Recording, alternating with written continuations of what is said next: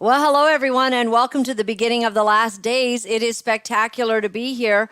I used to say welcome to the last days, but then our guest today, the last time he was on, he explained this is only the beginning of the last days. And so I'm super excited about all of that. Maybe that gives us some time. And as you're going to find out, actually, it's not going to be cut and dry. It's going to be a lot of fun. And it's not all about bad things happening. It's a lot of good things happening. So I think you're going to be super excited about what we have to share. A couple things before we get started. CSIS reveals Chinese plan helping Trudeau. So we have an image here. You know, this is, so CSIS uncovered Chinese plan to donate to Pierre Elliott Trudeau's foundation as well. Isn't that interesting? So all these years later, we've got this big drama going on right now where on Trudeau, he just wants to make it go away. Oh, no, that's, CSIS, who's letting out all the information? You know, why are we losing information? Let's find the leaks. Is that his problem? When election integrity is sort of being pointed out, his issue is let's find the leaks from CSIS. Doesn't make you look guilty at all. And the Toronto Sun article discussing what looks like more like conflicts of interest with Trudeau, the Trudeau Foundation, and people working for him. Man picked to write report on Chinese election interference ran Trudeau Foundation when big donations came in from China. Can we not just have some independent people put in place to hold our government accountable for what's going on? Do we always have to have a cousin or an uncle married to his aunt, or a guy he used to work with? Can't we just get some independent people that are holding our government to account? How many scandals have we seen Trudeau go through and seem to sail by, right? Completely exonerated by his loved ones. I mean, it's enough already. One thing I do know, God's watching. And that ought to put the fear of God into you, Mr. Trudeau. But God is watching, and he keeps a very good account of the evil that is perpetrated on his people, of whom I and my viewers are many. During the pandemic, revenue more than doubled to the Trudeau Foundation. What? Okay, so in 2020, $12,500,000. Does it look like? Is that the case? Thank you to the real Andy Lee show for putting this stuff out there. Revenue and total expenditures. So the revenue in 2020, it looks like it's about par, even less. Like the expenditures are kind of less, but the money just flowing in while there's a worldwide pandemic on to the Trudeau Fund. Ooh, whatever could that be? Well, let's get to the bottom of it, hey? One of these days.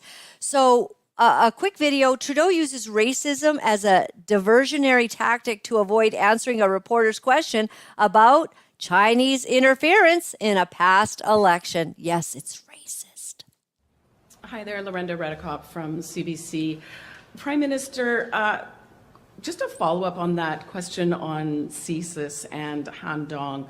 Are you saying that they didn't warn you, or were you warned and you chose to dismiss it for those reasons? Just wanted some clarification. Once again, one of the things we've seen, unfortunately, over the past years is a rise in anti-Asian racism linked to the pandemic, and concerns being arisen around people's loyalties. I want to make everyone understand fully that Han Dong is an outstanding member of our team, and suggestions that he is somehow not loyal to Canada should not be entertained. Much of what CSIS actually does in keeping Canadians safe involves protecting various diaspora communities from influence of authoritarian governments around the world. We will continue to make sure we are working with CSIS to make sure that as every MP serves their community, that they do so in a way that they are kept safe and that is true to the Canadian values and the Canadian principles that we all stand by. CSIS is active in fighting against foreign interference, and part of its tools for doing that is making sure that political parties and individual politicians are alert to the potential influences they may be faced with. That is something we will continue to work closely with CSIS on as we move forward, because not just our democracy needs to be protected in an abstract way, but the individuals choosing to serve their communities, who may be seen as greater targets for various countries, need to be protected as well, and that's what we work with CSIS on. Work with CSIS. That's the part we agree with you on. Nobody's racist. We just don't like Chinese interference in our elections. I think if that was found and has been reported to have been told to you, and they even wanted the MP who was put in to be not allowed to run because of what they found, and you completely dismiss that, it's nothing to do with racism. It's just good governance. So you're quite a piece of work. But I will say that there is something the Prime Minister has done, which I kind of agree with, and that is basically banning government-issued mobile devices. Take a look. Obviously, we take very seriously the freedom of expression, the freedom of Canadians to engage how they want online, but we also have very important principles around protection of data, protection of Canadian safety and security that we will always step up for. Like many countries around the world, we're looking carefully at how to ensure Canadians are kept safe online, and we're making the decision that for government employees, for government equipment, it is better to not have them access TikTok because of the concerns that people have in terms of safety. This may be a first step. It may be the only step we need to take, but every step of the way we're going to be making sure we're keeping Canadians safe. And certainly, I suspect that as government takes the significant step of telling all federal employees that they can no longer use TikTok on their work phones, many Canadians, from businesses to private individuals, will reflect on the security of their own data and perhaps make choices in consequence. But I'm always a fan of giving Canadians the information for them to make the right decisions for them. Okay, yeah, so what I meant to say was banning TikTok on all government-issued devices. So TikTok should probably be banned everywhere because they're gaining all this information about our country, North America, and, you know, we cannot underestimate the power of information at this time. And so I'm actually glad he's doing it. Why is he doing it, JT? Because they're following him. He's sending private emails. And that's just too far, right? Well, government sensitive information you can sit on your phone, but TikTok is harvesting information off of your phone. It's not just putting videos, it's harvesting your phone. Yeah, it's harvesting what's on your phone. To Chinese servers. Yeah, so he doesn't want that. Okay, got it. All right, we're almost done before we get to our guest and my dad's portion today. So we've seen about gain of function research going on. What does the current White House administration think about gain of function research? That's interesting, Without weighing in one way or the other on origin of the virus, you've made clear that there's no consensus. Does the president believe, though, that the reward outweighs the risk when it comes to gain of function research? Does the reward outweigh the risk when it comes to gain of that type of research is proven? I got a history degree. You're going to have to say that again. Does the president believe that this type of gain of function research is proven? He believes that it's important to help prevent future pandemics, which means he understands that there has to be legitimate scientific research into the sources or potential sources of pandemics so that we understand it, so that we can prevent them, and we can prevent them from happening, obviously. But he also believes, and this is why he wants the whole of government effort here to understand it, that research has to be done, it must be done in a safe and secure manner, and as transparent as possible to the rest of the world, so people know what's going on. So I think that's a fancy way of saying yes. Yeah, so transparency really happened, right? So you did this gain of function, you lied about it, Fauci lied about it. He's all involved in it. He's got monies going to third parties to make sure it gets to there so that the gain of function is being done. Oh, it gets released. Was it intentional, as some have said, or was it unintentional? Well, who's to know? But then, then you've got to create the antidote, right? You've got to have the vaccines created to deal with the pandemic that the gain of function research created this monster. Yeah, it's just all a mess, isn't it? Like, how about we just have some good old fashioned good guys running the White House? How about we just get some good people in there? Wouldn't that be cool? People that aren't sold out, bought out, doing all kinds of creepy things behind the scenes, lying about it, destroying our country, destroying our government, killing whales, then talking about climate change after it's all the whales are washing up. Why? Probably because of these deep level, what do you call them?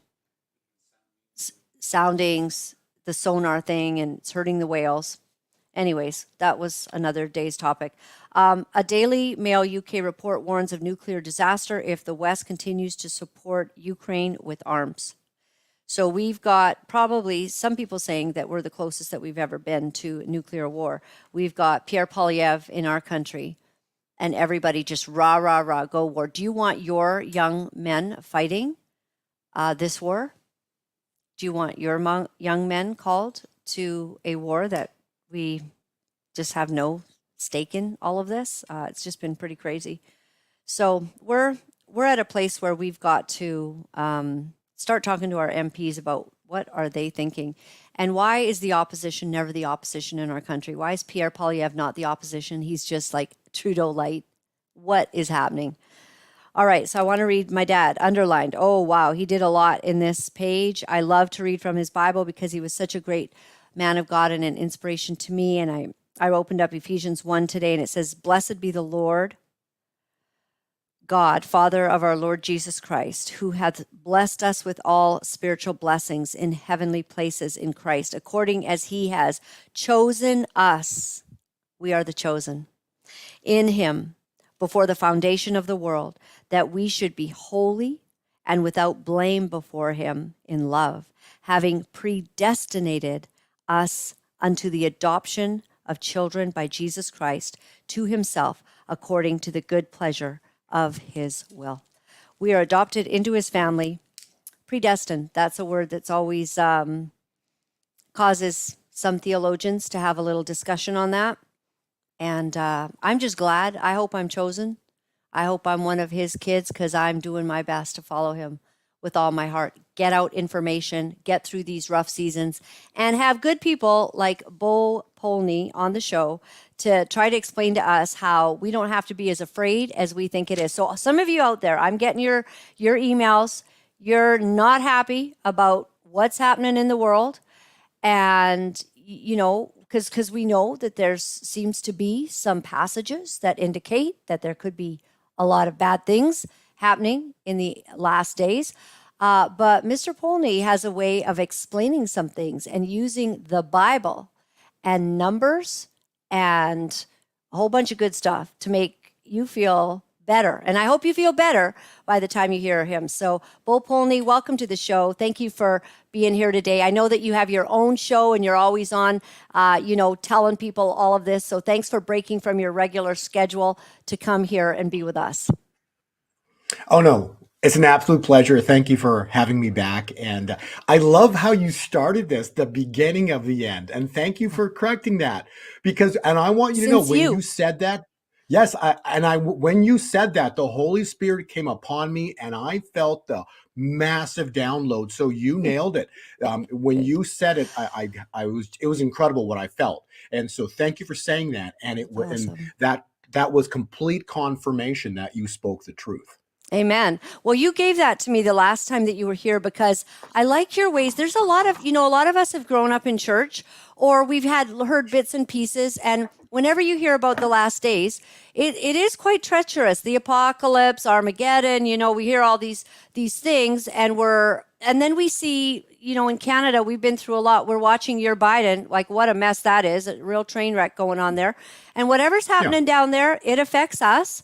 And so we get the impression that there's just, it's so bad and we lose hope. And I've seen a lot of my viewers having to struggle with that. And so we've been working through it together. I think it's the ride of our lives. I'm so blessed to be born at this hour, as I'm sure you are, because from what you're telling us, this is going to be epic. So I want you to give us a little of how you see the next little bit of time happening according to the Word of God. Absolutely. I want to add also to, a couple of things that you did a long introduction. I was making a few notes and I want to kind of add a little bit to that. You're literally describing things that are going on in the world, right? First off, all the news, it's not worth watching. It's not worth watching. And the reason being is because everything that they're spewing out, right? We talked about, who possessed these people are all possessed. Okay. And so, you mentioned, the Nephilim, right? So the reason for the great flood, because they were on the earth. Yes. These are giants on the earth. Okay. They were on the earth and they were eating people. It was horrible. It was a horrible time on the earth. Right. And so God had to flood the earth to destroy the Nephilim, but what? He didn't destroy the spirits of them. So the flesh died, but the spirits are now possessing all these people. So you have Trudeau on camera, right? These people are possessed. Okay. And they've sold out and now they're working for evil. When you read Ephesians, right, we battle not, you read Ephesians earlier, I think it's Ephesians 6, I believe it is. We battle not against flesh and blood, but principalities. Let me actually read the scripture here for you. It's Ephesians 6, verse 12. For we wrestle not against flesh and blood, but against principalities. These are governments. A principality is a government against rulers of darkness in high places. So all you were putting there was a demon speaking, and he was spewing out his agenda for his master, Satan. That's all that's going on. That is all that's going on. And then you talk about, like how horrendous, you read Revelation, right? Well, you have to see God is detail, right? Everything about him. He knows every single hair before he made you, right? It's written in the Bible. He knows everything about you. And so everything which I've discovered when I do my time analysis, it's about details and details and details. So when you read Second Chronicles, what does Second Chronicles say? If my children who are called by my name will humble themselves and turn from their wicked ways and seek my face, then I will heal their land. You notice the words, choices of words, right? If my children who are called by my name. That's not you, your, they, them. So when you talk about revelation, right? Revelation's for they, them, you, your, not my children who are called by my name. You have to read the details. So the horrible things that you read that are coming upon the earth, that's for them, not for the bride of Christ. Because think about this. This is like the best example I can give you, right? What's coming? What are we all preparing for? A royal wedding, are we not? So if we're preparing for a royal wedding, would God the Father beat up Jesus's bride before the wedding? Just ask yourself that simple question. The bride does not get beat up before the wedding. See that's good news. If you understand a Jewish wedding, because where does Jewish weddings come from? Well, from God. God described how a wedding should be. So what happens that when I was with Jonathan Kahn in Israel, and he actually went through all the steps of a wedding. Okay. And it's really incredible of a Jewish wedding. What happens? Well, first the groom comes and he decides that, the bride he's going to marry. And he comes to visit the bride. Sound familiar? And when he finds the bride, he makes his intent of what he wants to do. He wants to marry her. And then once the intent is complete, he leaves the bride. Sound familiar? And while he's away from the bride, he lavishes the bride with gifts. Proverbs 13:22, the wealth of the sinner is stored up for the righteous. So those people you had on stage, those guys with all the money and the Bill Gateses and the Soros, understand Proverbs 13:22 was written, but it hasn't been fulfilled yet. What is Proverbs 13:22? The wealth of the sinner, the evil ones, is stored up for the church, the righteous. There's also, Deuteronomy states, we are to be the lenders to the nations. Well, that hasn't been fulfilled yet either. So what's about to happen, this is all scriptural. It's very simple, because before Christ returns, he's going to lavish his bride with gifts. So then we can be in the world, but not of the world. Have I stated any scripture that's not correct? Everything I'm stating to you is all scriptural. So we are to be in the world and not of the world. That's scriptural. That's in the Bible. And so before Christ returns, before Christ came, who was in the wilderness shouting, "Prepare the way for the Lord"? John the Baptist. Laura, we are the John the Baptists preparing the way for the Lord. You don't think John the Baptist was ridiculed and everything else, right? So we're all witnessing the same junk that happened to John the Baptist before Christ came on the scene. And then, so we're preparing the way, because if you read, then you read Matthew, right? Matthew's the Lord's Prayer. Thy kingdom come. God's kingdom's coming to earth. But before Christ came up, Ecclesiastes, that which has been will be again. So what happened? John the Baptist was preparing the way for the Lord.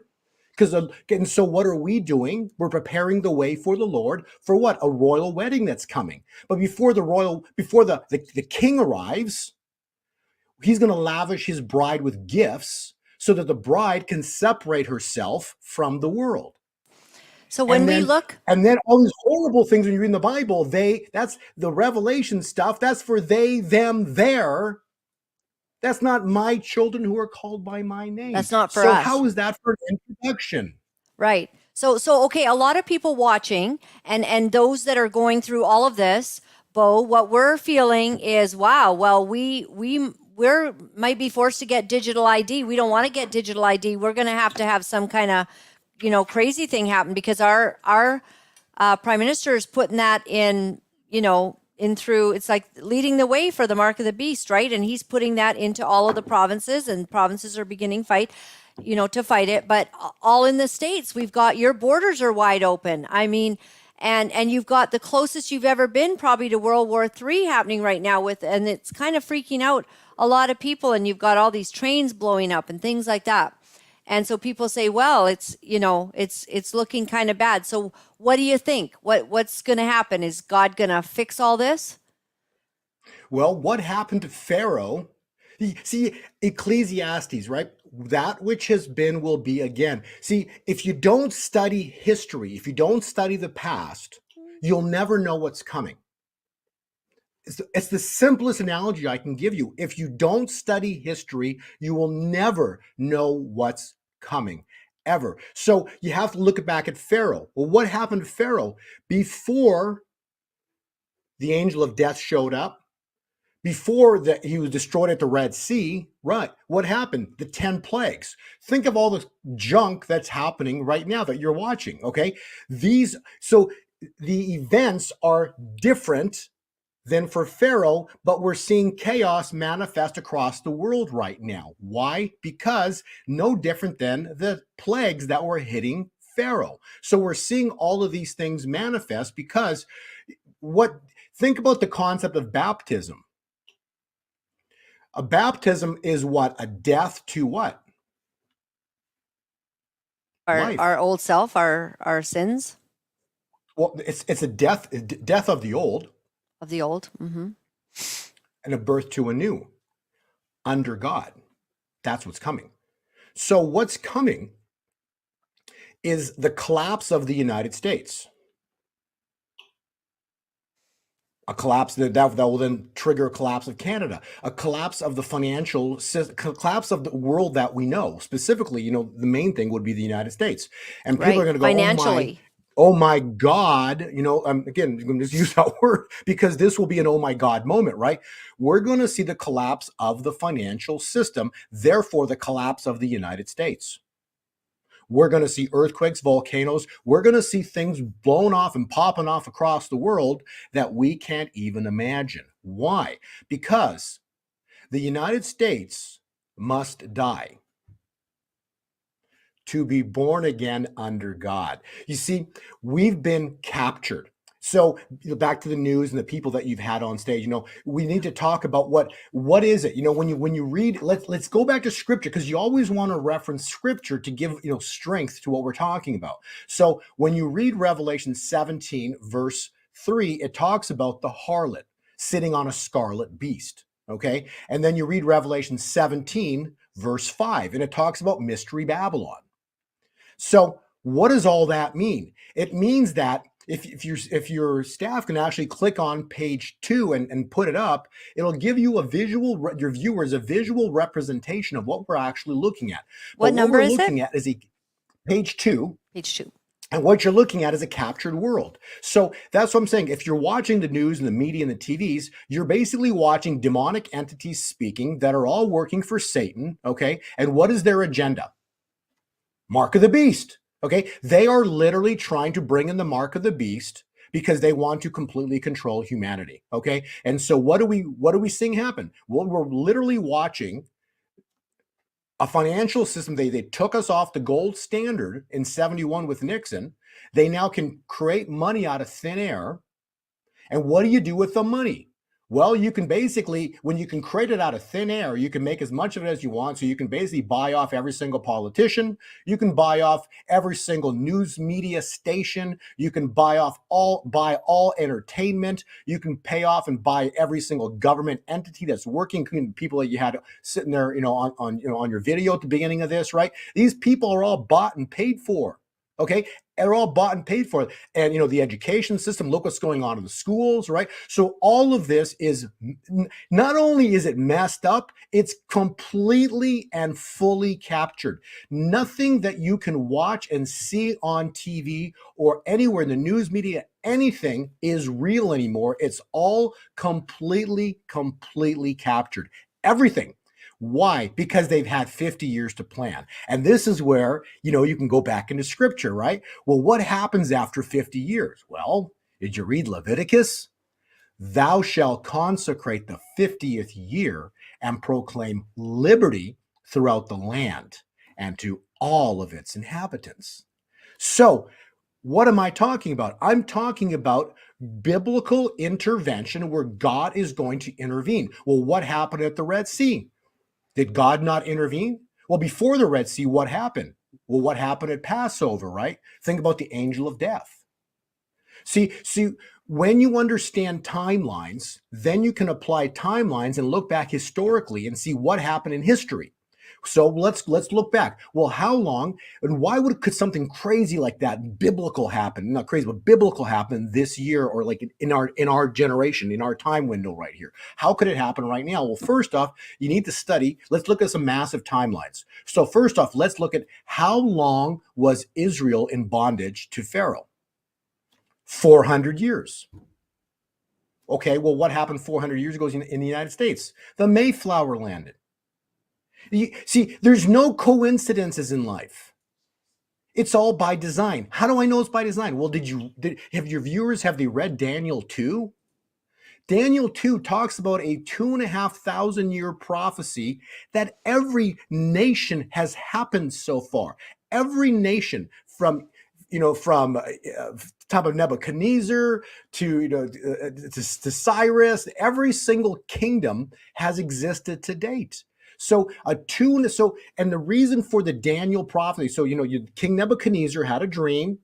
And what happened in the dream, right? He got the dream twice, and it kept freaking him out, and he wanted to know what the dream meant. And then Daniel stepped up, he prayed on it. Otherwise, and this is the best part, right?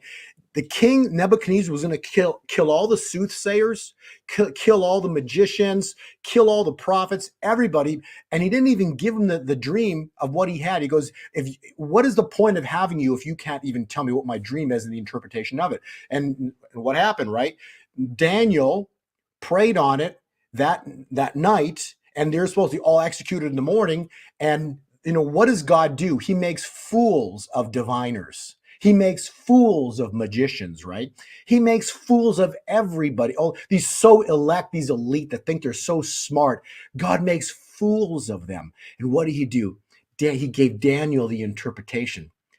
And Daniel interpreted the dream 2,500 years ago, and King Nebuchadnezzar fell on his face before Daniel, and then he put him in second in command of all of Babylon, which is that time the world, right? Because he interpreted the dream.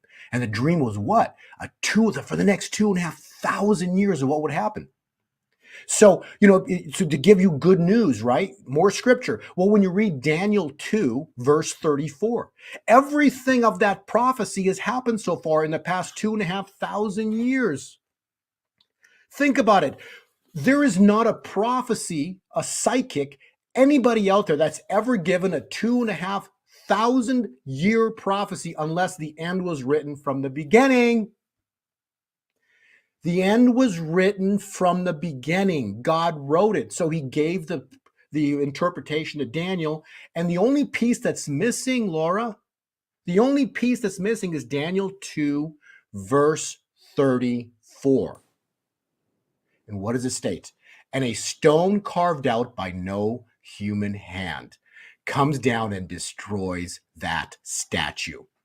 And we get to witness it, Laura, in our lifetime. This year is when it's supposed to happen.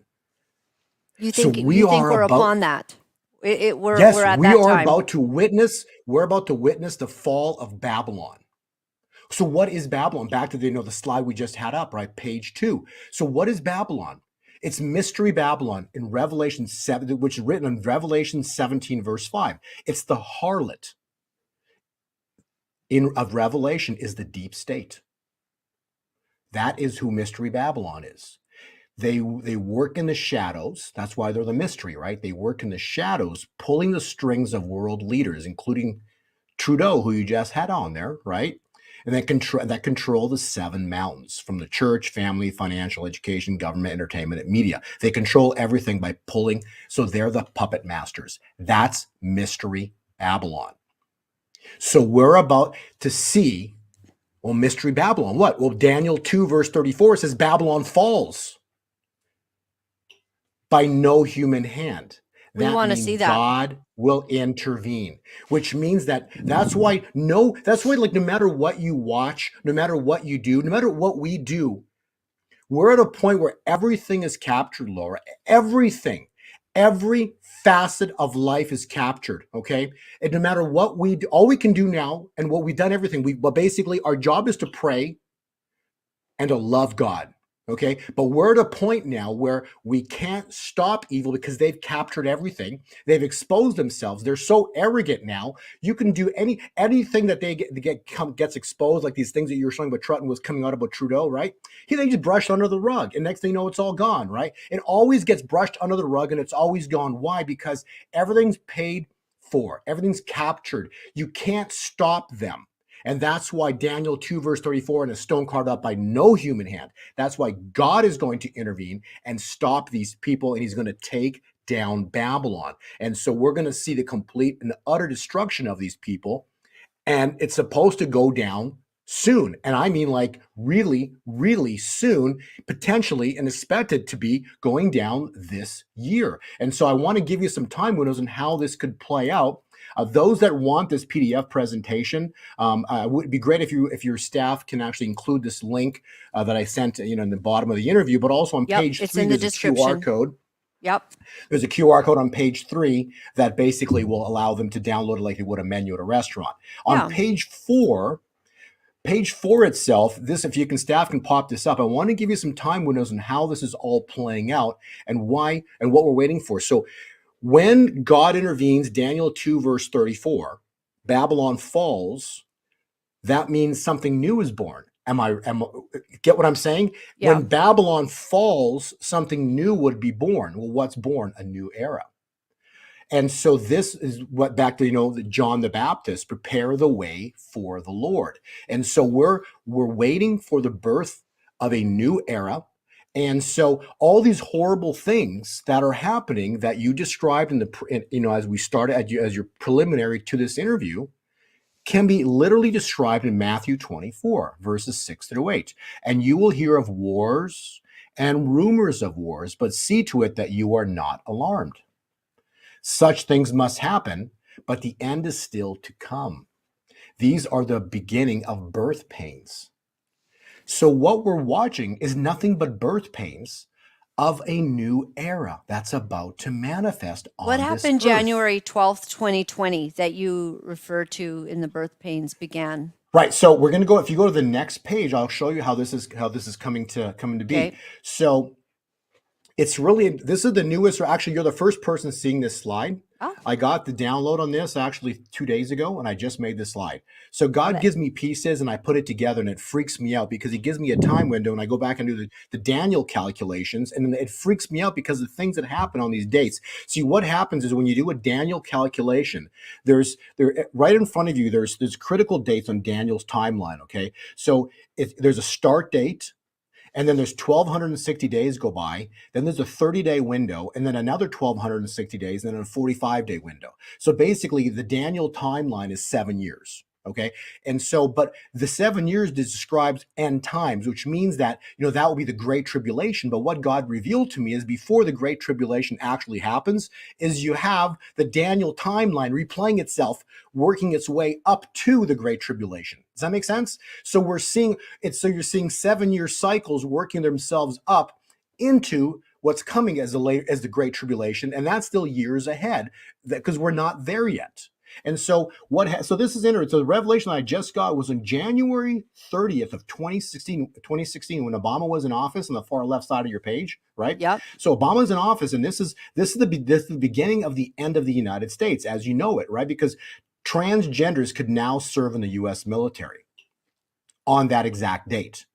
Now, the other thing that confirmed this for me was the Declaration of Independence on the exact same date of June 30th, 2016.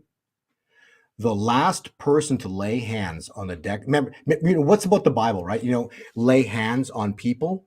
But the United States was founded under God, so they laid hands on the Declaration of Independence. The interesting part with there's a link right there. You can click this link, but you don't do it now. But the last hands to touch the Declaration of Independence, that there's a lady by the name of Laura-Lynn something or other. She retired on the exact same day on June 30th, 2016.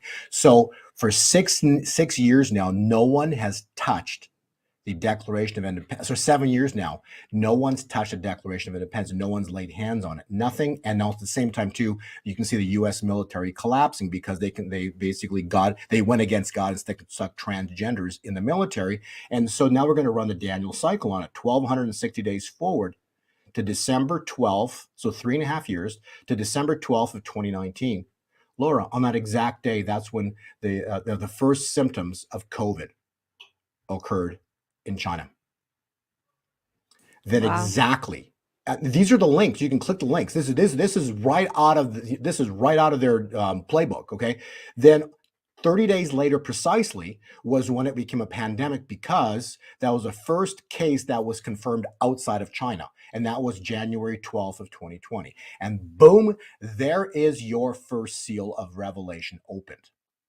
So Revelation, so in December on Hanukkah was when the first seal opened of Revelation.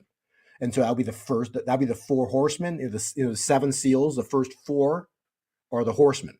And so Corona was the first seal, and that was opened on Hanukkah as 2019 ended and 2020 began, and boom, there is your start of the cycle. So now we go 1,260 days forward, and that takes us to this June 25, 2023. So by the end of, and the 3 days before that is the summer solstice. And what does light, because every day is getting brighter now, what does light do to darkness? Exposes the deals done in the dark. Well, what are we seeing right now?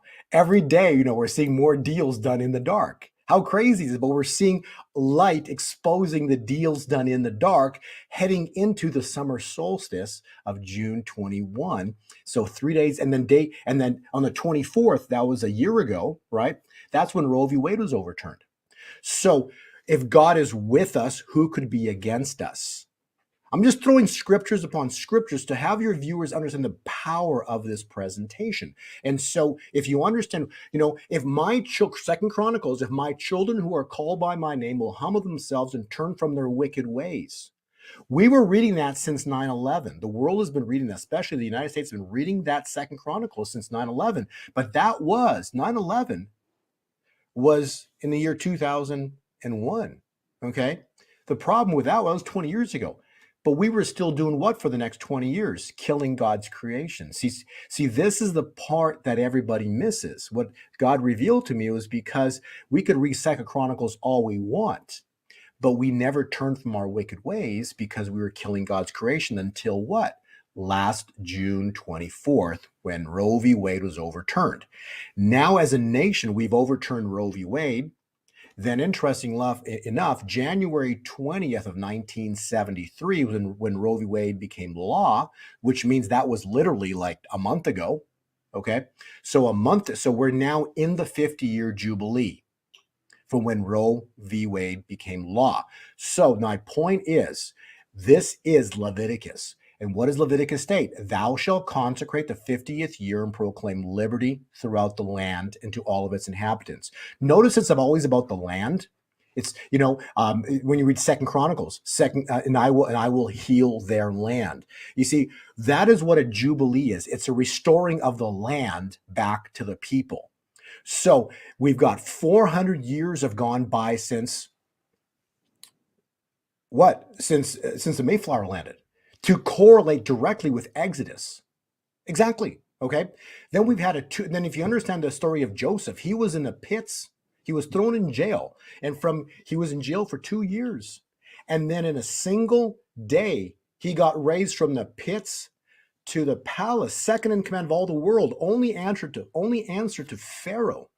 And Pharaoh, and Egypt was the world at the time, right? So he only answered to Pharaoh. In 24 hours, he became in charge of all the world. So, we started the presentation, look at what happened to Daniel. He was put in second in command of all of Babylon. So how long did that take? 24 hours, right? So everything biblical, when God intervenes, it takes a day. And that's the point. So understand the story back to Joseph, right? So he was in the pits to the palace in 24 hours because he interpreted what? The dream that the king had. And then what was the dream? The Joseph dream was, there was 2 dreams, but the bottom line was, the dream was there's going to be 7 years of plenty and then 7 years of famine. Guess what? Because what happened, the presidency that's in right now, he called it the jackal presidency, right? Guess how long? As of January 20th, it's been 2 years. It's over.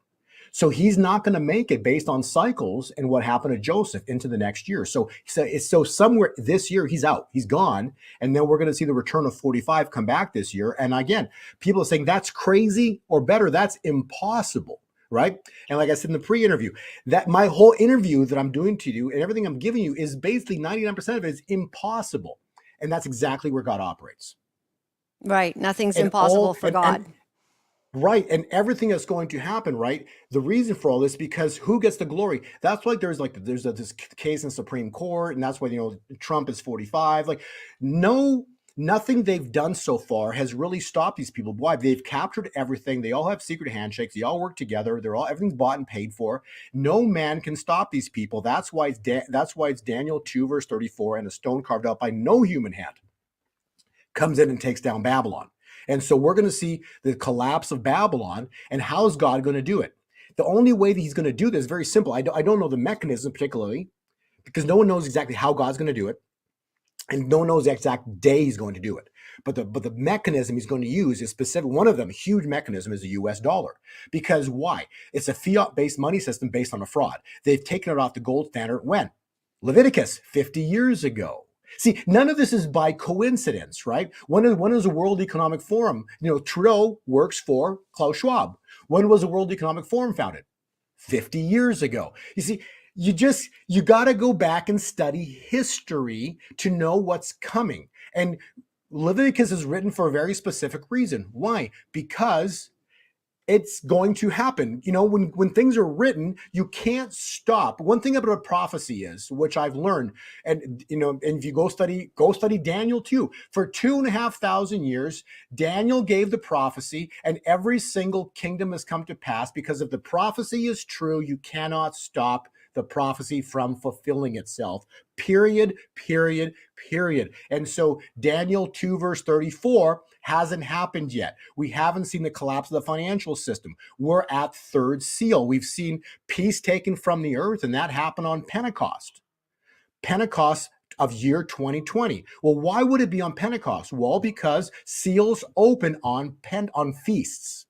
And what happened in the year 2020? That was the George Floyd riots. And then from that day forward, you had the riots going across the world, all over the world, coupled with, look at the trucker rally in Canada. You're going to have, there's just rioting going across the world, but there was never rioting across the world until the second seal opened on Pentecost of the year, so May 30th, whatever it was, of 2020. And that's when the second seal of Revelation opened, the second horseman. And so now when seals open, this is critical to understand, Laura. When a seal opens, it's a worldwide phenomenon, because we're talking God, okay? Worldwide. So Corona was one. First seal, tell me that wasn't worldwide, right? Look what happened to our world, And from when the first seal opens, the world will never be the same. That's written. Well, tell me that I'm wrong, okay? The world's never been the same since Corona, right? For sure. And the second seal opened, and you've seen rioting upon rioting going all across the world. You've got the Ukraine conflict going on. And so that's second seal. And then what's the third seal? So how is God going to do it? Well, the third horseman of Revelation. That's, if your staff can please pop on page 16. The third horseman, it's a black horse. And the rider has in his hands scales, financial scales, balance scales, okay? So the black represents the angel of death. That's not coming to the church. He's not coming to visit the church. He's coming to visit those that mocked God. So the angel of death is coming, no different than what happened to what? That which has been will be again. Study what happened to Pharaoh. The angel of death, the black horse, is coming to visit the present day pharaohs of this world. So now when could that happen? Well, when did it happen historically? It happened on Passover. Passover this year starts on the 6th of April. I'm telling you, the world that we know is about to flip upside down, just like when Jesus walked in the temple and flipped the tables on the money changers. Why? Because he knew for the next 2,500 or 2,000 years, they would be the root of all evil. Money would be the root of all evil, the love of it. And that's what these people do. They love money. And so the rider in his hands got scales. When was the last time we saw in the Bible the scales? Remember Belshazzar? Mm-hmm. The writing on the wall, mene, tekel, upharsin. Your kingdom, you've been weighed in the balances and found wanting. Your kingdom has come to an end and will be given to the Medes and the Persians. That night, Belshazzar died. King Darius came in and took over Babylon, and it was finished in what? How long? 24 hours. And so if the prophet, okay, Kent Christmas flat out said that the angel of death is, as the year 2020 ended, the angel of death came to earth. So the angel of death is on the earth right now.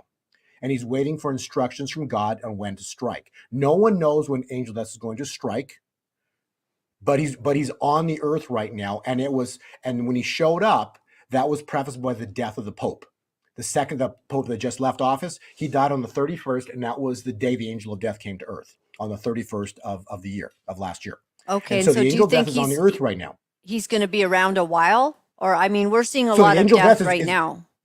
Oh, no, we haven't seen, no, these will be deaths in 24 hours. We are going to see mass deaths in 24 hours across the earth. Remember, what happened to Pharaoh was in an area of Egypt, right? Because that was the world at the time. So that was the Exodus. Now we're going to witness the great Exodus, the worldwide Exodus. So what happened to Pharaoh is going to happen to to the world this time around. So there's going to be deaths across the world in a 24-hour window that you will not be able to explain. Again, that you will not be able to explain. And what I mean by that is when the angel of death struck Egypt, it killed Pharaoh's firstborn, but also the firstborn of every family of Egypt. You couldn't explain that. Understand that? You couldn't explain, it wasn't just random deaths. No, it was the firstborn of every family of Egypt. You couldn't explain that. See, so what's coming are things that you can't explain. So what's about to happen on this earth are things that you can't explain because they're of God. And so God's going to do things that are impossible outside of the physics that we understand. We're about to witness things that we have never witnessed before in terms of physics, that the people, the high intellect people of this world literally will not be able to explain. And their only answer is going to be there must be a God. And that will be spoken on this earth, specifically because of the fact that they cannot and they will not be able to explain what is going on in this world. And so is that for the entire year of 2023, or are we going to, will that, or, okay, it's a one-time thing that we're going to see that. So we don't quite know when that could be. Right. So let's flip on page 7. And that's a great question, because what's about to happen here is, see, this March 22nd is 90 years from the first concentration camp opened when the time of Hitler. And so there's a 90-year cycle with relation to Hitler. And so on the Purim is coming up here on March 6th. Now, Purim is a very important time bomb because, again, within 24 hours, what happened? Everything that Haman planned flipped on his head, and then he was killed and all 10 of his sons. So we're about to experience and witness things that are going to happen. And now, what I want to show you here is I've labeled it and called a Haman effect. And what that basically states is, so we've got an eclipse coming up here in April on the 20th, which happens to be, again, there's no coincidences here, but for whatever reason, that's Hitler's birthday on April 20th. There's an eclipse on that day. This happens to be 90 years from when the first concentration camp was opened. So I'm just telling you, there's no coincidence in this. And so how long is this going to go on? This is going to play out for the next 3 years. We've got next year, 2024, next year, after that was 2025 and 2026. This has never happened. I've gone back hundreds of years. You'll never see, we've never seen Purim land on an eclipse consecutive, except for when Hitler came to power. Before he came to power and after he came to power, there was an eclipse on either side of that. And now we've got 3 Purims in a row, which means that what happened to Haman is going to happen to the people here in the United States and the world. But there's going to be either this year, but I'm thinking next year, because Haman came to the king he laid out the plan to the king to kill all the Jews on Passover. And then when Purim hit, which would be next year, he hung on the gallows. So for the next 3 years, so a double-edged sword. Back to the news, right? What is the Bible? It's the good news. So the horrendous things that we are witnessing, and they are doing, and they're at maximum arrogance right now, right? And what is that arrogance? The word for arrogance would be pride. Pride cometh before the fall. So there are maximum arrogance or maximum pride right now. They're hiding nothing. In the past 2 years, they've exposed themselves completely. The story of Joseph, the 2 years in the jail, that was for 2 years for the evil ones, because as much as they're doing horrendous and evil things, they're God's creation. God loves them, right? So he's given the evil ones 2 years to turn from their wicked ways. Most like Pharaoh have dug in their heels and refuse. Okay. And the other side of the coin is the church and everybody else has now got to witness what evil's agenda is. So you're talking about, their financial system they're trying to push upon the world and control humanity with this money system, the central bank digital currencies and all this stuff, right? So they're trying to control the world. That they're trying to bring on that evil agenda. But third seal says what? The wealth of the sinner is stored up for the righteous. It's Proverbs 13:22, which means that these ones that are running the world are about to lose all their money. It's going to be a little hard to push a central bank digital currency across and force everybody to take it if you don't have no money. And the financial system blows up and all the money goes to the church and these people basically lose their wealth. So we're about to witness these people, these evil ones, lose it, including their lives. The ones that are left, the angel of death if it doesn't visit them, they're going to flee. And so they're going to basically go out into hiding. The United States will be a beacon of light for all the world during end times. So we're about to see immense prosperity and blessings come across the world. But the 2 years are no different than Joseph. It was 2 years. How long is Trump in that office? Right? 2 years, right? None of this is coincidence. And then so we've got a 90-year cycle of Hitler. We've got a 400-year cycle of the Mayflower and Egypt and Exodus. We've got the 50-year Jubilee cycle for abortion, for taking us off the gold standard with Nixon, for Klaus Schwab and the World Economic Forum. You can throw Disney into that as well too. Right. All these things have happened 50 years ago. And so now we're at 50 years here and now. And so we know 2 seals have opened. We know the third, in my calculation, I'm just telling you, the third seal is about to manifest. And that's literally a destruction of the financial system, of Babylon's financial system. Okay, so if Babylon's financial system falls, well, what would replace it? Well, let's read Haggai 2, verse 8. The silver and the gold are mine, saith the Lord. So if Babylon's money system falls, guess what's going to rise? God's money. Well, then if you read Matthew, well, what's God going to do? Because our God's a multiplier. So guess what's going to happen to God's money? Multiplication. Okay. If you read Matthew, I forget which verse it is on the top of my head, but it's, blessings in Matthew are 30, 60, 100-fold. Okay. So very simple math. Take the price of silver as today, right? Look at 20 bucks silver, multiply that by 30. That's just the first layer of blessings. So you're talking potentially this year, $600 silver. And silver is the bank killer. So silver is going to destroy the financials, elites' money. So the banks are going to collapse. So, and what is a Jubilee? Who was the Jubilee is a better question, right? Is a perfect example. Jesus Christ, when he started his ministry, do you understand? He came on the earth, but it wasn't until he read Isaiah 61. That's when he started his ministry. And then again, Daniel cycle, 1,260 days later, what happened? He died on the cross. But for 1,260 days, 3.5 years, he was the Jubilee. What was the Jubilee doing? Bringing vision to those that were blind, restoring limbs, restoring people's ability to walk. He was doing miracles. He was doing what? The impossible. So isn't it interesting that for you have the Haman effect, you got 3 blood moons, boom, boom, boom, 3 in a row. No, that's 1,260 days. So we're going to witness the Haman effect on the earth, and the double-edged sword is these people, they're going to reap what they have sown. Well, that's going to be good. It means if you've planted evil seeds, guess what you're going to reap? Evil on your own head. So they're going to get what they have been planting for us. So back to, you were talking about the whole point of this is that evil is not allowed to continue because of the way God wrote the Bible and Revelation.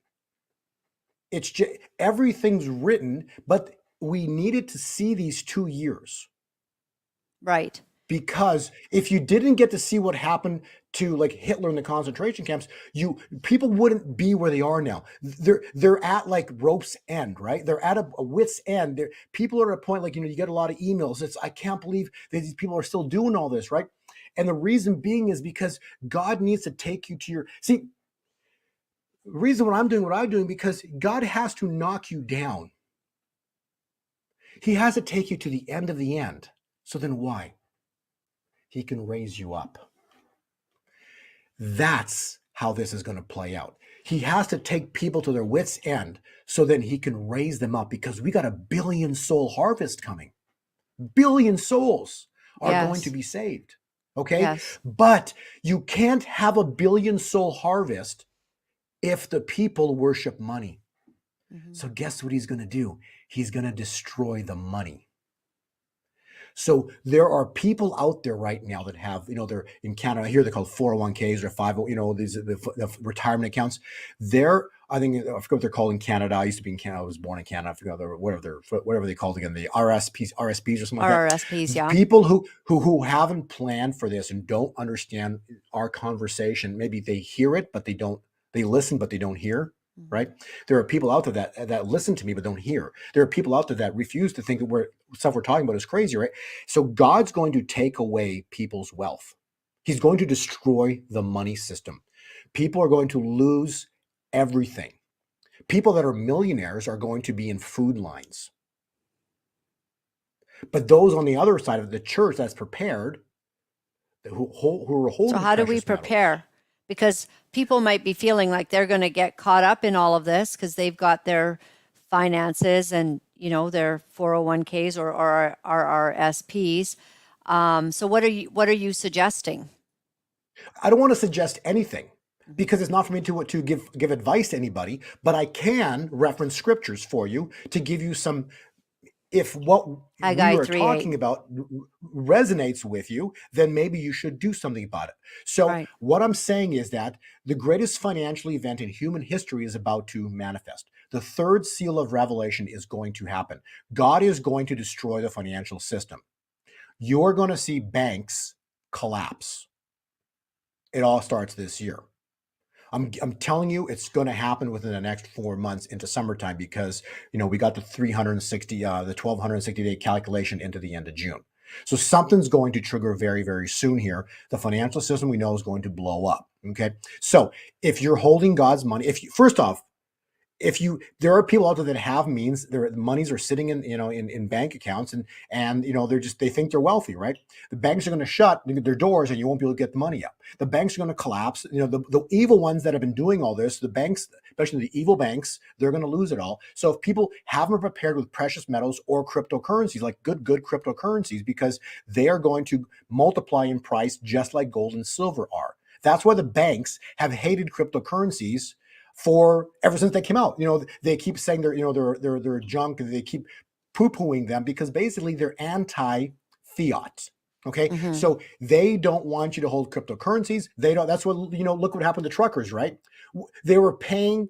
The truckers are getting paid in crypto, and then basically they call all that a fraud and goes, well, because what did they shut down the banks, right? So people were using the cryptos to pay the truckers. So the point is, the financial system, the way we transact today, is going to drastically change, like night and day. Okay, so if you have the means, and if you have the ability, maybe you should listen to what we're talking about, and maybe you should own God's money. There are people out there that can help you, invest in precious metals and hold precious metals. And cryptocurrencies are another good way to go. But ultimately, when cryptocurrencies take off and gold and silver take off, the problem you're going to have if you're just going to hold cryptocurrencies only is you won't be able to get gold and silver later on. Because they're going to be people are just going to buy it up so fast that you won't be able to buy it. So you're just good luck in getting it. You won't be able to get it. And that's the problem you're going to have for precious metals in the future. And then the other side of the coin is, thou shalt consecrate the 50th year and proclaim liberty throughout the land and to all of its inhabitants. Leviticus, right? So the blessings that are coming to the church, remember, this is like the coolest part. They've created not millions, but trillions. So when the wealth of the sinner, the trillions, comes to the church, the money is going to come in such large amounts that you will be able to, so those that were able to prepare because they had the financial means will be able to bless all of those around them.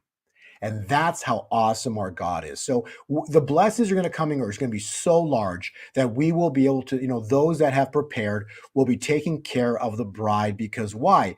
A royal wedding's coming. A royal wedding's coming, and we're going to be in the world, but not of the world. We're going Yes. to, and then when the bride has trillions of dollars, behind you have mountains, right? We're going to be able to buy land. We'll be given land. We're going to be having land. We're going to be separating ourselves. We'll be setting things up, living. And how long will that separate, period be but in the for? world, we've got 7 years. 7 years. So just like Joseph, right? Well, you got Okay. 3.5 years are going to be fantastic, and then it's going to get low. Then the next 3.5, I'm not really. It's not going to be as. The next 3.5 are going to be like awesome because that will be equivalent to the time when Jesus is on the earth. Okay. Okay. So we're going to see 3.5 years of incredibly biblically awesome things manifesting on this earth. Okay. And then we got another 3.5 years to prepare, because then if you want a little visual, if your staff can click on page 29, it'll give your viewers kind of a big picture view of this whole things that are coming upon you based on most recent calculations that I've got. Okay. But if we click on page 29, so what you're seeing right here on page 29, if we give you a little visual, is on the far left side, the red zone. So that's where we're in right now. Yeah. So it started in January 12th, we talked about earlier, of 2020, and that's the opening of the first seal, the first horseman, and then we got the second horseman May 31 of 2020, and now we're stepping into the third seal, which is going to be, I believe, we could see this trigger here late March, maybe April. I would say April, May. Into June. So within the next, April, May into June, we should see the third seal manifest, because we're stepping into Passover. So that's Passover is hugely important. And then that's going to take us into the 25th of June. And by that, so the 1,260 days ends. We've got a 45-day window, a gap window. So probably earthquakes, volcanoes, just incredible stuff going off this summer. And that'll fulfill the prophecy of Kim Clement, the 2 E's in summertime. So earthquakes, eruptions will be going off all summer across the world. And then that steps us into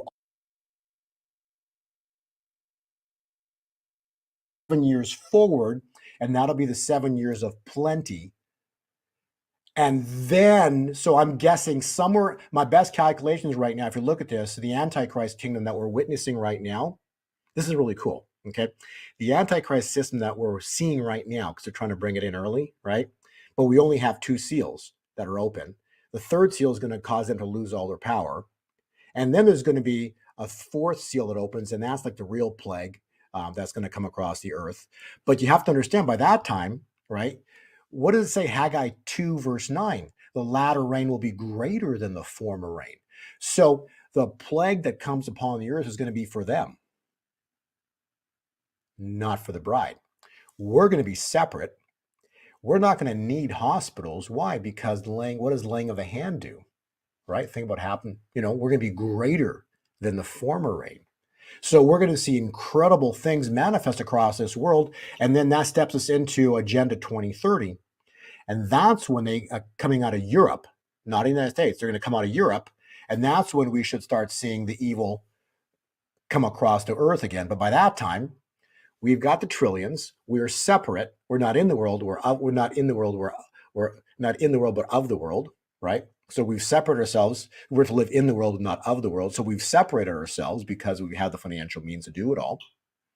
And then you're going to see the evil come across this world again. But by that time, we're not a part of it. And this is the best part. The trillionaires, they lost their money. So when evil comes on the earth, he's limping. The Antichrist is limping. He doesn't have the financial means he has today. And the bride is now separate. Evil comes on the earth. We're going to see UFOs and, basically, as in the time of Noah, so will be Which in the we're time already of, seeing. the coming of the man. Right. Yeah. But we're going to see the evil exposure. And then they're going to come on across. They're going to say, hey, we seeded humanity. See, as great as God's going to do all these things, there's going to be things that are happening this year, the next few years, that are going to be mind blowing that we can't explain. We can't explain, so beyond physics that we know. But there will still be people that still choose evil. That's the thing, right? So billion soul harvest, that's great. And then a third of humanity is supposed to die as the latter seals open, right? But that's for them, right? Not for the bride. But the point being is that there are still people that are going to choose evil. That's the horrendous thing. But God's he needs to come to earth. He needs to take away idol worship, destroying the U.S., the money system that we use. He's going to do all this because he wants people to what? Fall to their knees. So then he could raise them up. So the Asbury revival we just saw, that was just a prelude to things that are coming on the earth. That was just a little teaser of what's coming, right? And so if you look on page 27, right? 27 would be May 1. That would be the calculated time point of when we could see literally what happened to Pharaoh and the complete destruction of Pharaoh. We could see that on May 1. I don't know, but that's the calculation for it. That's where we could actually see these things go down. If you look on page 24, talk about Passover. That's Passover starts on the eve of April 5. So basically the Nisan 15 would be April 6. And then Passover goes all the way to April 13th. So does God do something at Passover? I don't know, because that's God's secret. But I would say that looking at what has happened on Passover, there's a huge chance something's going down on Passover. I want to read some of these to you. So this was the day Jesus was crucified, on 15 Nisan, which would be April 6th. This was a day that Isaac was tricked to bless Jacob. This was a day that Gideon's 300 were assembled. This was a day that the angel of death killed 185,000 Assyrian soldiers. This was a day that Haman came to the king and tried to convince him to kill all the Jews. This was a day that Daniel was thrown into lions' den, but the lions wouldn't touch him. This was a day that King Belshazzar drank from the golden vessels from the temple, and he died that night. So does something happen on Passover? I don't know.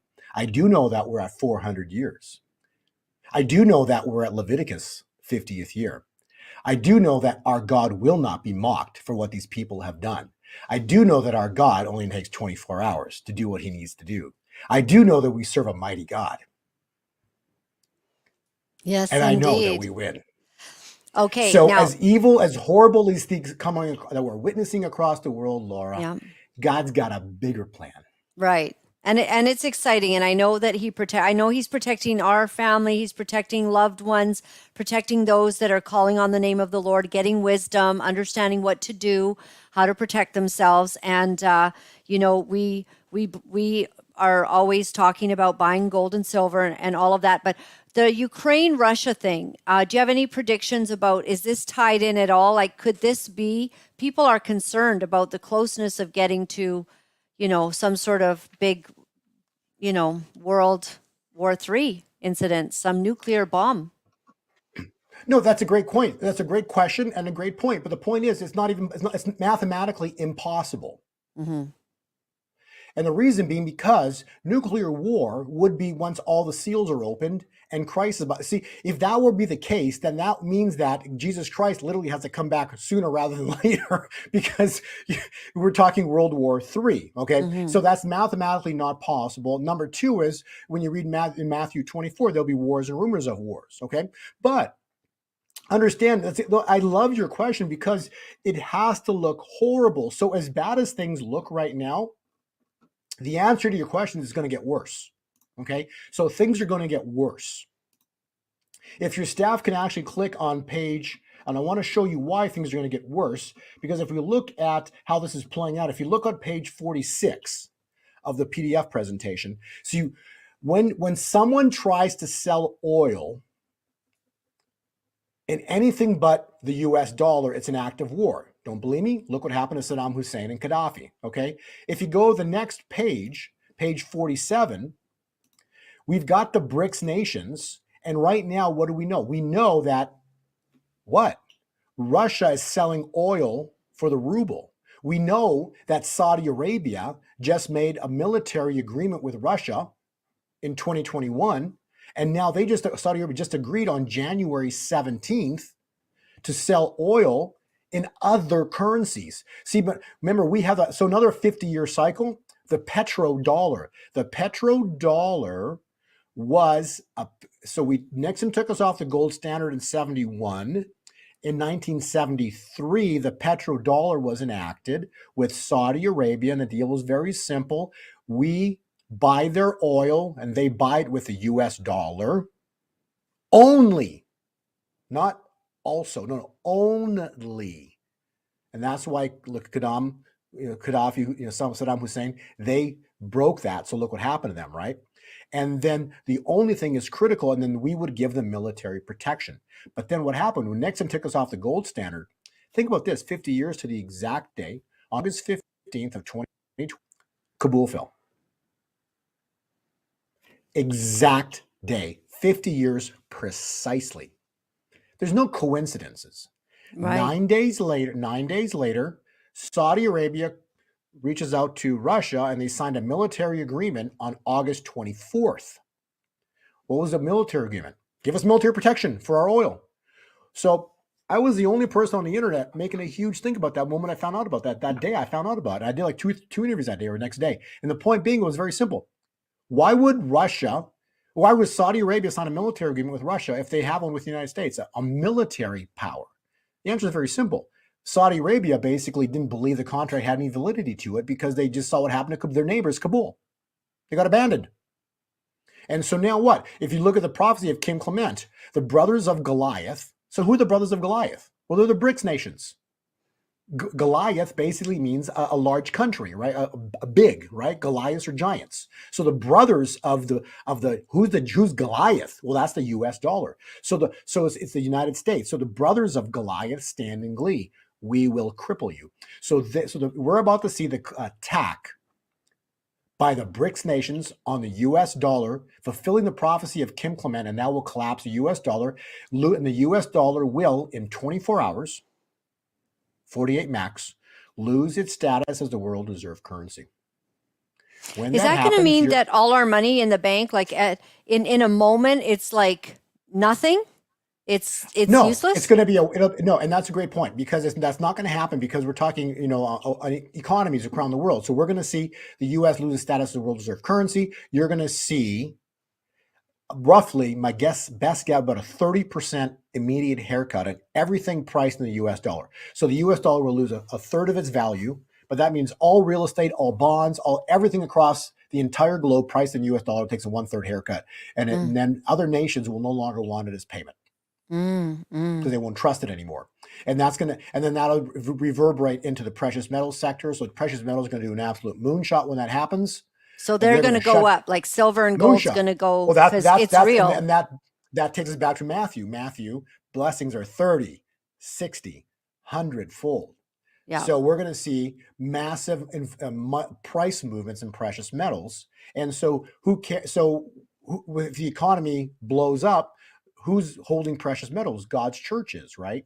God's churches hold the money. Hopefully, many if they're people, not being everybody, wise. but the ones that are being wise. And then again, the money that come, what's the money for? You're not going to need it because we're still in end times. Like ultimately, years down the road, people throw that. They will throw their gold and silver in the streets. Okay, that's they. Back to the beginning of our conversation, they will throw their gold and silver in the streets, not Second Chronicles, my children who are called by my name. So the evil ones are going to try to buy their way into heaven because of what God's doing on the earth, and God's going to say, I don't know you. But the money that we're going to get is going to be what? To separate ourselves. So we'll be able to get land, we'll be able to build communities, live together. And so we're going to be basically living in the world, not of the world, and we'll have all the means we'll ever dreamed of, because they created trillions, which came to the church. Proverbs 13:22, the wealth of the sinner. So as evil, as horrendous things look right now, you have to understand God's got to see. He thinks. See, in our world, right? What did Christ say to? Who was it? Blessed is he who doesn't see but yet believes. So who is that? Who said that to one of the disciples, right? Yeah. Blessed is he Well, who after sees, Thomas didn't believe. doubting Yeah. Thomas, right? Blessed is he who doesn't see and yet Right. believes. So what we're talking about is things that are in that, they're inground into me because I know it's true. Right. And people Okay. want to And know, people want to know where to catch your other broadcasts and get more information. So where is that, Bo? Website, gold2020forecast.com. And then YouTube, you can just come to my YouTube and you can just go to YouTube and put my name in Bo and then Polny on YouTube. And they can should find see you my there. channel pop as well too. And I think we covered a tremendous amount of details. A lot. And to really give your viewers hope, because remember, God's not going to abandon his bride. Yeah. God's in complete control. The reason nothing's happened so far is because God gets the glory. I just got to ask. Yeah. I just want to know, when do you think that maybe we're out of here? Like what approximate time? You got that? If you want to look, if you want to look at visual, I'll give you the visual on that again too, because and I'll answer that but I'll also Final ask a question before I answer it for you. If you can click on page 29. 29. If you can go to page 29 and give you a little visual on this. But let me ask you a question before I answer that question. Yeah. If you look so why did Noah build an ark? Well, could God just not have taken Noah out of here, right? And then plop him back in later? Get it? Yeah. Are you with me? But he had Noah build an ark because God couldn't have done anything, but he wanted obedience, why did Noah build the ark? To be obedient, God told him to save people. Mm-hmm. Bingo. Save himself. But if God wanted to, he could have taken everybody out of here. So there's, so back to if God wants to, he can zap everybody out of here and take care of evil, right? But he didn't do it to Noah. What was the whole point of our conversation? That which has been will be again. There's nothing, Ecclesiastes, there's nothing new under the sun. So if God didn't take Noah out of here and he told him to build an ark, when we get trillions of dollars towards a church, we're instructed to use that money to build arks or areas of safety separate of the cities. Arks. No different. So those that are thinking God's going to zap you out of here, because I every time I go on YouTube and I see things pop up. Oh God, we're about to be zapped out of here. We're about to see pre-trib. We're about to get. It never happened to Noah. Right. It's not going to happen to us. God wants an obedient bride because there's a royal wedding. What about the second coming when Jesus returns? When do you think that is? So seven. So best look at your chart. You'll see 7 years of plenty, which we're stepping into here this summer, and then that takes us into 7 years of famine. In the 7 years of famine, we have everything we need. We're fully prepared for. And then the Antichrist kingdom comes under the mark of the beast. I'm guessing 2033-ish, 2034. So we got 10 years. Yeah, and then that takes us all the way into 2037. So I believe, so if it's going to be no different than what happened, no, we're going to be here, and then we will at some point be raptured up. So there's a rapture coming, but it's not until the very end. We're going to meet Jesus in the clouds. Yeah. Okay, cool. And then we come down. And is there another 1,000 years when the devil gets let out and stuff? Right. And then there's a millennial reign. So see what's about to happen. So this is another great deception. I'm glad you're asking these great, because you understand, you're asking great questions, right? So what's about to happen is the greatest financial event in human history. People are going to couple this with this next 3.5 years of the greatest world we've ever seen, because literally evil gets destroyed, right? It's going to look like, because it's going to be biblical. This is the glory manifesting. This is not the return of Christ. See, there's two events that are happening. First is a glory manifesting, and that's going to fulfill Isaiah 61. So first, we're going to see the completion of Isaiah 61. And what was Isaiah 61? If I can pull this up here. But Isaiah 61 was when Christ walked in the temple, and he read it. And he said, and he's basically stated the year of the Lord's favor and the day of vengeance of our God. He didn't read that in the temple. So Isaiah 61 was never fully completed. And Jesus Christ even said, It's not the time. He was the glory. So he was, for 3.5 years, the glory was on earth, but he closed the scripture at the end of the year of the Lord's favor. He never read the day of vengeance of our God. It wasn't read in the temple. And so we're about to see fulfillment of the day of vengeance of our God, Isaiah 61, the last line. And that will be the glory manifesting on earth. People will interpret the glory manifesting on earth as the return, because evil gets stopped, glory's on earth, incredible things are going on, and people are now going to assume this is a 1,000-year millennial reign. And that's what evil is going to do. He's going to try to convince everybody that we're in the 1,000-year millennial reign, so you don't need to do anything but prepare. And so people that get the blessings, there's a very simple term, Lambo or land, Lamborghini or land, right?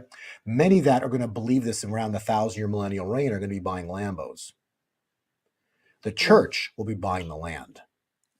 Those that buy the Lambos are going to get what? Stuck in the cities, because then the fourth seal comes, then the fifth seal. You see, so you can't, like the beginning of this presentation, you cannot stop what was written. You can't stop Revelation. It's an impossibility. If the prophecy is true, you can't stop it from happening. And so Revelation was written 2,000 years ago. It was given on Patmos Island by Jesus, right? It was written. You can't stop Revelation. So many things that haven't happened. We haven't seen the construction of the third temple. The third temple will be built. I believe it's in around 2030. We're going to see construction of the third 2031. The third temple is going to be built.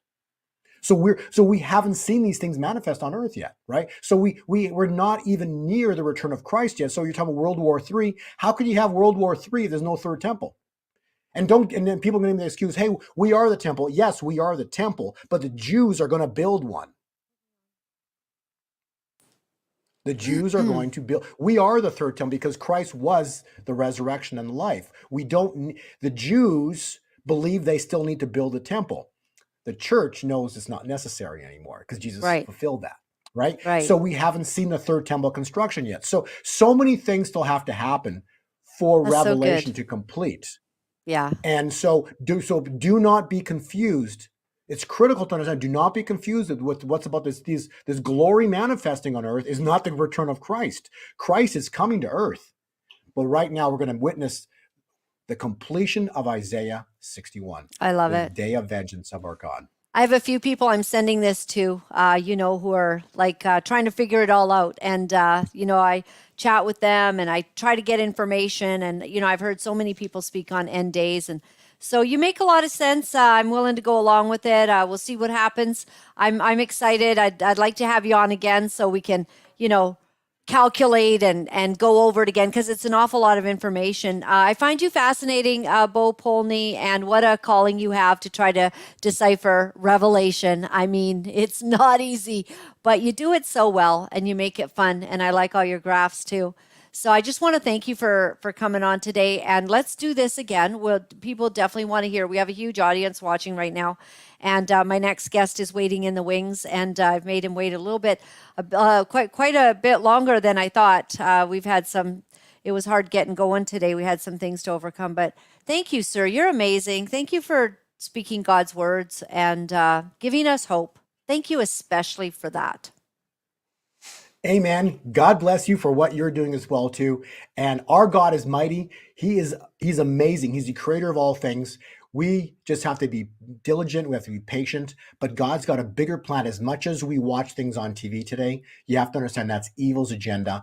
God's got a plan above a plan, above a plan, above a plan. And he's got it all figured out. He's late, and evil doesn't know what God's plan is. That's the best part. So Amen. God's got this. He's going to win. We're going to see immense prosperity, huge changes manifest across this earth, and God's in complete control. That's the best place to end this. God is in complete control, and he will get the glory.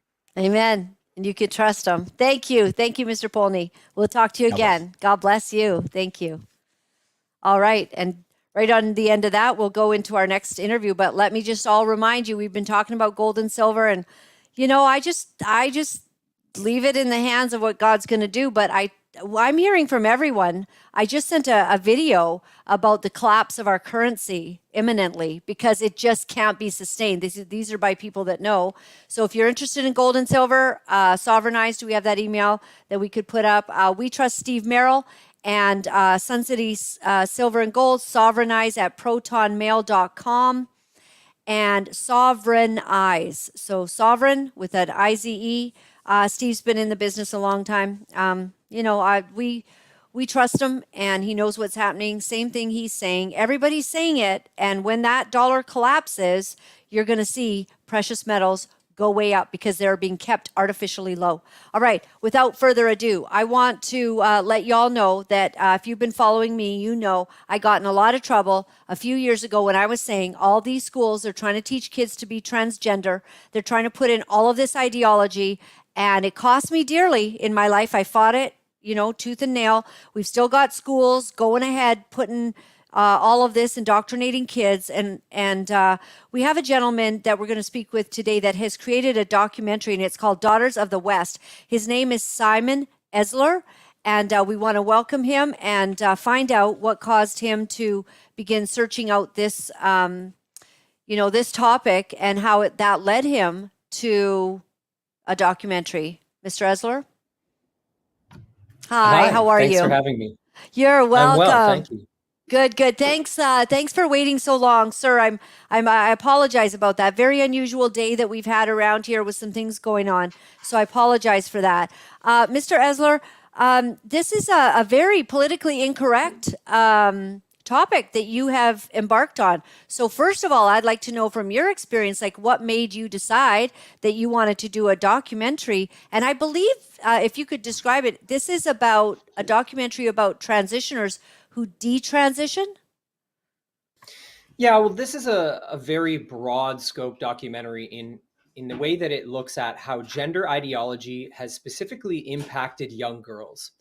And the way the documentary starts is by looking into how some of the trends began in terms of girls modifying their bodies through plastic surgery and the cosmetic surgery industry. Because when we look at the fact that there is a current explosion of adolescent girls seeking transgender treatments, what preceded that was actually a craze in girls seeking out labiaplasties and breast augmentation.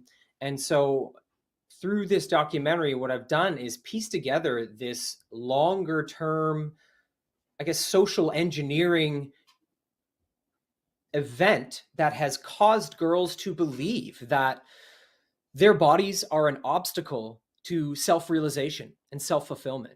And so I think it's very interesting that before gender ideology was pumped into the schools and all this, we were looking at all these girls suddenly showing up at the doctor's clinic asking if they could get genital surgery to look like the women that they see on TV. And so a lot of people don't realize that the Daughters of the West were truly in trouble in terms of understanding themselves and their body image and self-acceptance, so that when gender ideology was inserted into the schools and into our culture, well, of course they grabbed it up because they were already feeling deeply insecure about their bodies and about who they were coming into adolescence. So it takes a very broad look at that long cycle and where we've ended up now. And it does, of course, get into the detransitioners and lifts up the voices of detransitioners who were put through this series of rituals in transforming their bodies with hormones and double mastectomies. And then they come out the other side of it and they realize it's been this horrific mistake. They are now living without their breasts. A lot of them will not be able to have children due to the hormone therapy they were put on, which, none of them were really given the actual detrimental possibilities. None of them were properly informed. We're not dealing with informed consent. We're dealing with children, young girls, as young as 10 and 11, being led down this path of gender transitioning and their lives being completely ruined.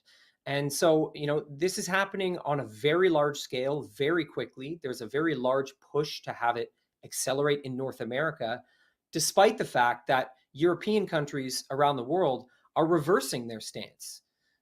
So, in the UK, they were copying the gender affirmative model that is now standard in Canada and in the United States.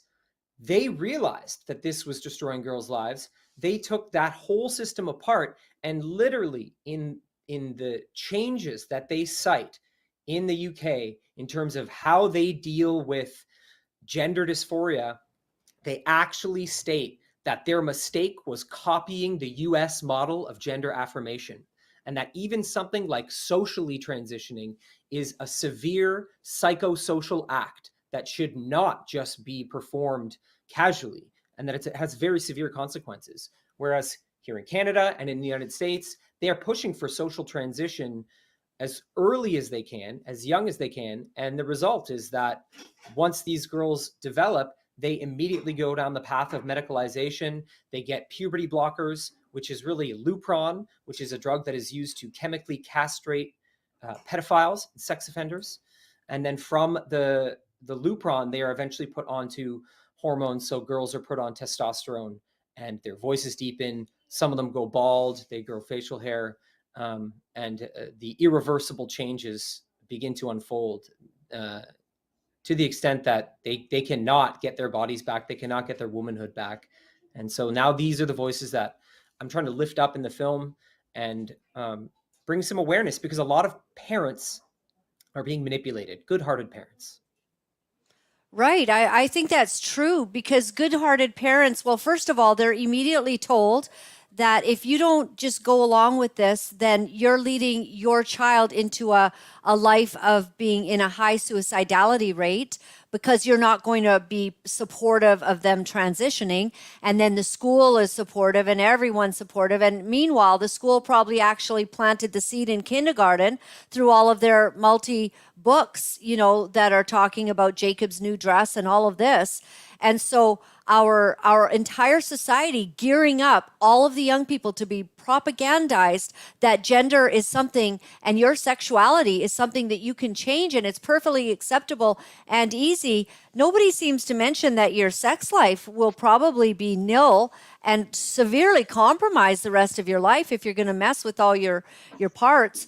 And then we find ourselves, we've got a couple of lawsuits coming up, one in California right now that I know of, and another one, I believe, here in Canada. And I think this is going to happen more, that people are going to start suing the people that actually affirmed their transitioning because it didn't work and it didn't make them feel better.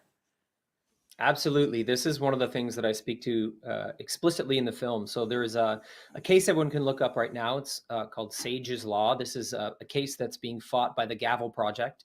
And this is a case in which a young girl was pressured into socially transitioning. She is someone who was being raised by her grandparents. She was pressured into social transitioning, and as a result of that, she was severely bullied at school. This had a very, very harsh impact on her. And what ended up happening is that eventually she ran away. She was then trafficked. She was brought into a child sex trafficking ring. And eventually she was then rescued by the FBI from this sex trafficking ring. But then, of course, she got caught up in the ideological saturation of the legal system, in which a attorney from another state where she had ended up grabbing her case and trying to use it to set a precedent that allows the state to take children away from their parents. Because what was going on is that the parents, her grandparents, who are legal guardians, they were not affirming her new identity. They were not using her new pronouns. They were not participating in it. And so the precedent they tried to set was that this is child abuse, and they tried to take her away from her legal guardians. And this radical lawyer ended up trying to stop the girl from getting taken back home by filing an emergency order. And through the filing of that emergency order, the young girl found out that this was all happening and that she was going to be put in the middle of all this. She ran away again. She was then trafficked again. And I think one thing that's important for people to understand is that there is a dark underbelly in the sex trafficking world where actually trans children go for more money. And so there's a lot going on here. Eventually, this girl, Sage, was finally rescued and brought back home.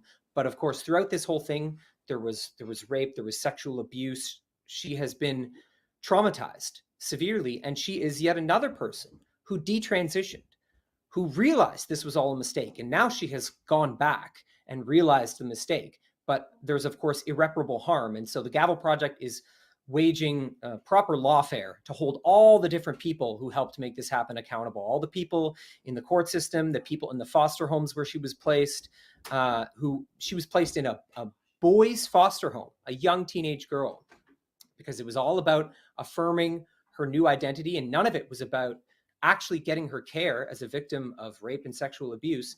All these ideologically captured adults were so obsessed with pushing forward the gender ideology agenda that she ended up being abused and put through this whole nightmarish scenario.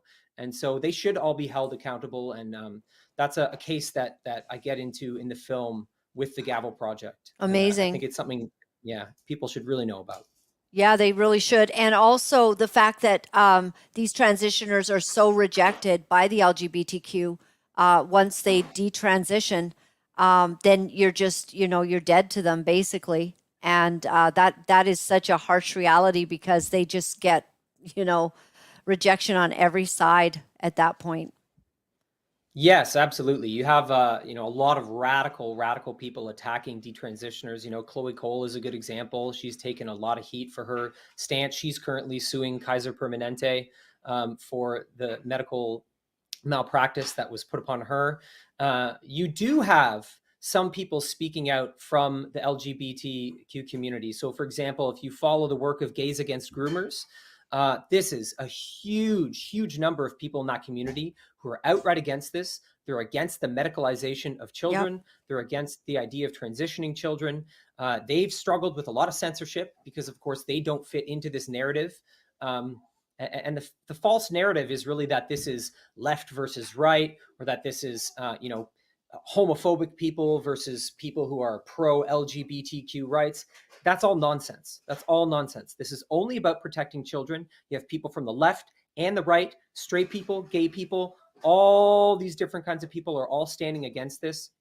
And the reporting in the mainstream media really attempts to twist it and make it seem like it's this black and white issue and it's just hate versus love and acceptance. And it's nonsense. Right. I'm just so thrilled about this this movie, and I thank you, Simon. So it looks like it's coming out spring 2023. How will our viewers be able to access it? I'm sure churches may want to show it. How's it coming out? Yeah. So if you go to daughtersofthewestfilm.com, okay. What I've done is I created an email sign up there. We're expecting quite a bit of censorship. I'm already pretty heavily censored. So the best way to go about it is to sign up your email at daughtersofthewestfilm.com. Then we have a direct line with you when we release it. There is also pre-sales that people can access through the site. And I will be releasing some offers for discounts and things like that through the newsletter. So that's the best way for people to go about it and to get on board and to help us get this message out there. The website is also being populated with a growing list of resources for family and girls who have been impacted by gender ideology. So help finding therapists who are not radical, help finding parents who are healing from this, networks of people who are fighting against this. So you can check out the resources section on the site to get help for yourself if you're struggling or your children are struggling, or if you know people, it's a good place to send them as well. Okay, this is amazing. Thank you for tackling such a very difficult subject, putting your talents and skills. I noticed you even got a great camera setup. I've been kind of saying when you're talking to my husband, how come his camera looks so good on this thing? So you know what you're doing, I can tell. And you got the soft film in the back. Put his whole screen up. I want to give you kudos right now. Like, that's a good film guy right there. That's a good shot. You got good lighting. That's right. Everything. So I like it. Production value is king, It is, Simon. I appreciate you. Thank you. And I'd love to have you on again. I don't know that we've done you justice at all today. I'd be happy to have you on. We'll just have you as a solo guest on the, because we kind of fit you on to another guest, and I apologize for that.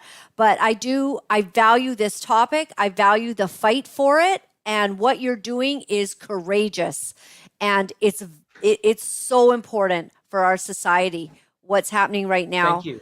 Yes, and I'd You like know to what? hear. I want to let Yeah, people know yeah. that tomorrow we're going to be dropping the trailer on all social media.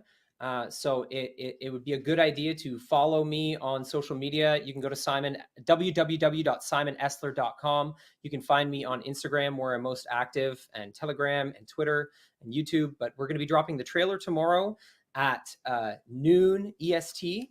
And if you go to daughtersofthewestfilm.com, there's actually a link where you can download the trailer and you can join us at dropping the trailer at exactly that time. We're looking to just bomb the algorithm with it. And then I'll be going live with some people from the film at 4 p.m. Pacific, 7 p.m. Eastern time. And you can check out us going live with Mom Army. Definitely check out Mom Army and Dad Army on Instagram. We're working together to get this film out there. And I'd love for everyone to join us in dropping the trailer and really, really pushing to get this message to as many people as possible and really save some girls, genuinely. I appreciate that. Are you having trouble on YouTube and Facebook with this topic? Because Oh yeah. Yep. Yeah. Absolutely. I've been heavily shadow banned on all the major platforms. I was actually booted from Facebook entirely. And my YouTube and my Twitter have been shadow banned for some time. So Instagram is where I've been able to break through the algorithm the most, which is why I've been putting most of my energy a there. lot of stuff up there. Yeah.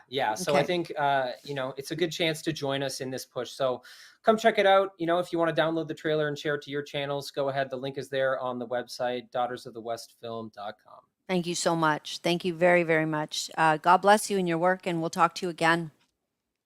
God bless. Take care. Thank you. That's fantastic. So it's Laura-Lynn.tv for us. We bring the kind of news that you're not going to get this guy promoted. Probably CTV's not interested in Bo Polny either.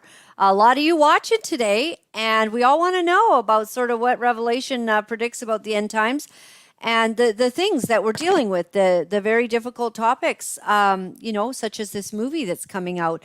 These are tough topics, and they're from a place of love. They're from a place of trying to bring healing into some very difficult things that have happened. If you like what you see here, would you consider supporting us? Become a monthly member. You can donate one time, big amounts, small amounts. It all means so much to us.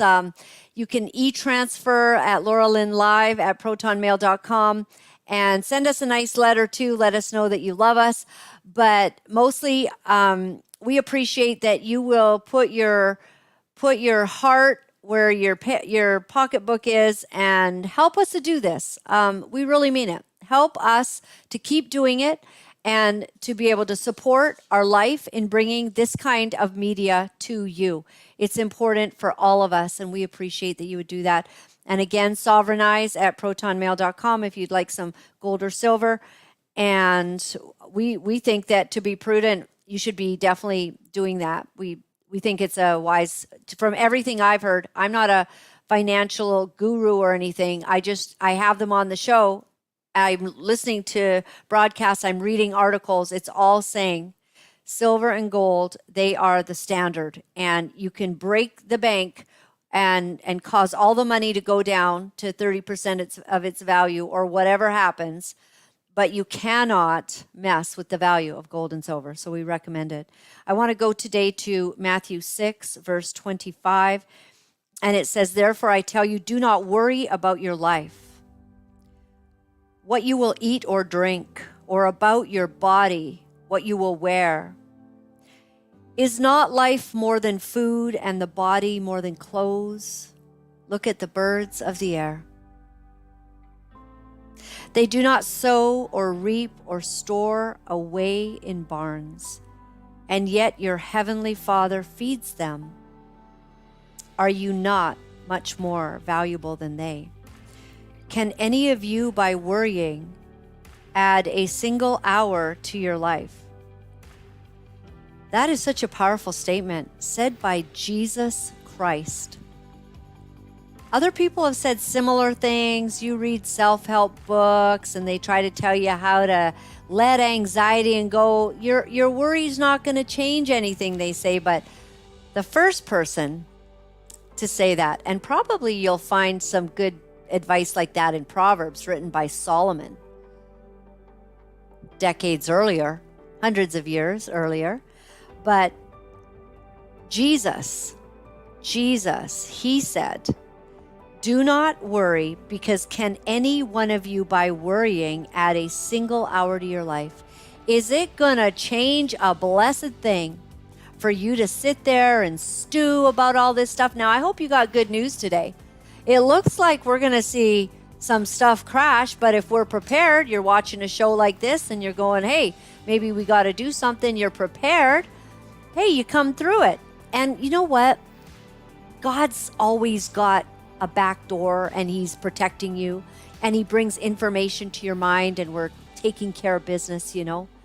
But the good news is, kind of looks like in this next season that perhaps evil is going to be exposed. You know, it feels like it's never exposed.